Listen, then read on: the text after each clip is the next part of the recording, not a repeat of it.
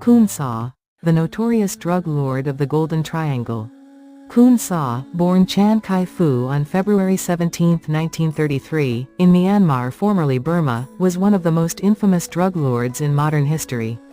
Known as the Opium King, he dominated the heroin trade in the Golden Triangle, a region encompassing parts of Myanmar, Thailand, and Laos, for decades. His life was a blend of rebellion, crime, and political ambition, making him a figure of both fear and fascination. Early life and rise to power. Khun was born to a Chinese father and a Shan mother, which gave him a unique position in the ethnically diverse Golden Triangle. His early life was marked by turmoil. His father died when he was young, and his family struggled financially. At the age of 16, he joined the Burmese National Army, where he gained military experience and connections that would later prove invaluable. In the 1960s, Khun began his ascent in the drug trade by forming his own militia, the Shan United Army SUA. He positioned himself as a defender of the Shan people, an ethnic minority in Myanmar, and used this narrative to gain local support. However, his primary focus was on controlling the opium trade, which he used to fund his operations. The Opium Empire. By the 1970s, Khun had established himself as a dominant force in the Golden Triangle. He controlled vast opium fields and heroin refineries, producing a significant portion of the world's heroin supply.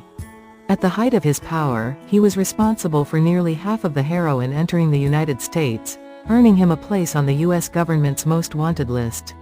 Khun's operations were highly organized. He used his militia to protect his drug convoys and employed sophisticated smuggling routes to transport heroin to international markets.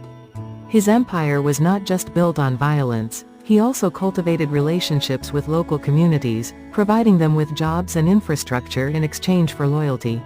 The Shan State Army and political ambitions. In the 1980s, Khun rebranded his militia as the Mong Thai Army MTA and declared his intention to fight for Shan independence from Myanmar. He portrayed himself as a freedom fighter, using his drug profits to fund his political ambitions. However, many saw this as a thinly veiled attempt to legitimize his criminal activities. Despite his efforts, Khun's empire began to crumble in the 1990s.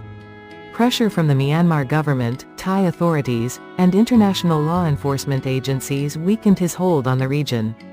In 1996, facing imminent defeat, he struck a deal with the Myanmar government. He surrendered his forces in exchange for amnesty and was allowed to live under house arrest in Yangon, Myanmar's capital. Later years and legacy. Khun lived out his remaining years in relative obscurity, though he remained a controversial figure. He denied being a drug lord, instead claiming to be a revolutionary fighting for Shan independence. He passed away on October 26, 2007, at the age of 74. Khun's legacy is complex. To some, he was a ruthless criminal who profited from addiction and suffering. To others, he was a Robin Hood-like figure who used his wealth to support his people. Regardless of perspective, his impact on the global drug trade and the Golden Triangle is undeniable. His life serves as a stark reminder of the intersection between crime, politics, and conflict in one of the world's most volatile regions.